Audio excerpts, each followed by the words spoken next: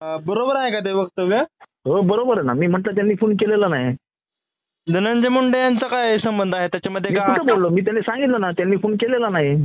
त्यांनी फोन केलेला आणि त्या आमच्या वाल्मिक कराडाचा तरी काय संबंध आहे त्याच्यात? त्यांच्यावर वाल्मिकी खंडणीचा गुन्हा संत दाखल आहे ना. अहो संत वाल्मिकी आहे तो. हो, वाल्मिकी संतच आहेत आमच्यासाठी. हो फक्त 307 गुन्हा दाखल आहे त्याच्यावर त्या आंधळेच्या मर्डर मधला बबन गीतेच्या. त्याच्यात अरेस्ट झालेला नाही. बस तेवढंच कायदेशीर प्रॉब्लेम आहे. त्यांच्यावरती या मस्ताजोगचा ज्या सरपंचाचा खून झाला त्यांचा आणि त्यांचा काय संबंध आहे? ना त्यांचा आणि साठेचा पण संबंध नाही, त्यांचा आणि गुलेचा पण संबंध नाही, त्यांचा आणि त्या खंडणीचा पण संबंध नाही, त्यांचा आणि त्या शिंदे नावाच्या अधिकाऱ्याचा फोनचा पण संबंध नाही. 2 महिन्यापूर्वी त्यांच्यावर खंडणीचा गुन्हा दाखल झालेला होता त्या केसमध्ये. त्याचाही काही संबंध नाही. तर त्याला काय करायचं आम्ही? संबंध आहे त्याची चौकशी पोलीस करतायत ना, पण त्यांचा खुनाशी काय संबंध आहे? का एखाद्याचा फोटो कोणासोबत जरी असला म्हणजे तो गुन्हेगार झाला?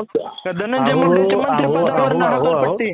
धनंजय मुंडेंचा खुनाशी काही संबंध नाही.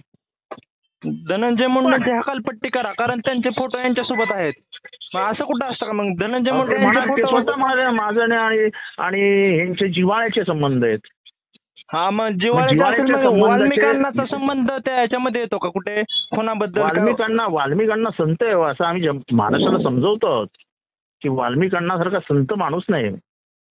संत माणूस तर नाहीच, कुठे शोधूनही सापडणार नाही. नाही ते आम्हाला शोधायचं पण नाही, पण वाल्मिकांना मध्ये आम्हाला संत दिसायला लागला आता. हो, संत वाल्मिकी, त्याच्यानंतर संत वाल्मिक कराड आणि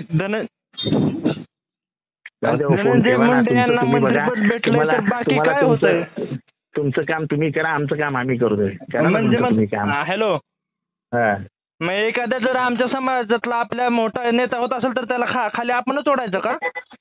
हो बरोबर आहे. ते तुम्ही तुमच्या नेत्याला पण समजवा की दुसऱ्याच्या मतदारसंघात जाऊन त्याची टिंगलटवाळी करायची नसते. जितेंद्र आव्हाड कधी आपल्या मतदारसंघात आले नाहीत टिंगलटवाळी करायला आपली. त्यांच्या मतदारसंघात कशाला गेलो टिंगलटवाळी करायला? तुम्ही तर गेलात ना आता टिंगलटवाळी करायला. त्यांना मंत्रिपदावर हकालपट्टी करा म्हणतात. हा पण मला पाडायला आलेले ना तुमचे धनंजय मुंडे माझ्या विरोधात प्रचार करायला. मग याचा काय संबंध आहे का? प्रूफ आहे का तुमच्याकडे? तुम्हाला असं वाईट वाटतंय की तुम्ही धनंजय मुंडे बद्दल का बोलता तर त्यांना विचारा, तुम्ही कशाला गेलात जितेंद्र आव्हाडांविरुद्ध बोलायला? ते पण विंजरीत आहेत, ते कधीच येत नाही बीडमध्ये. हा मग तुम्ही वंजारीत, आम्ही वंजारीत, मुंडे साहेब वंजारीत, आपण आपल्या जातीच्या माणसाचा खाली कशाला माझ्याकडे यायचं प्रचार करायला? ते म्हणले का किंवा तुमच्यावर असे आरोप आहेत तुम्हाला आतमध्ये टाका किंवा मंत्रिपदावर हकालपट्टी करा? नाही ते म्हणायची गरज नाही ना. याला प्रचंड मतांनी हरवा.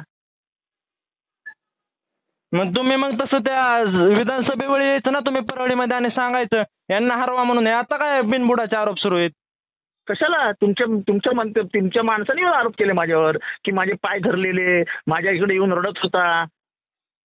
मग त्याची उत्तरं मिळतात अशी संधी. विधानसभेत येऊनच सांगायचं ना, परळीमध्ये सभा लावायची ना. मी विधानसभेत येऊनच बोललो आणि तुम्ही खून कराल आणि आम्ही शांत बसावं अशी तुमची इच्छा आहे का? तर माझ्याकडनं नाही होत ते. मी कोणी केला याचा संबंध काय प्रूफ असेल तर दाखवा मीडिया समोर तुम्ही. अहो येईल ना, सगळं मीडिया समोर येणार. तुम्ही कशाला काळजी करता? काही करू नका, सगळं मीडिया समोर येणार आहे. ठीक आहे चालेल. मग येईल तेव्हा मग प्रूफ असेल तर पोलिसांमध्ये द्या.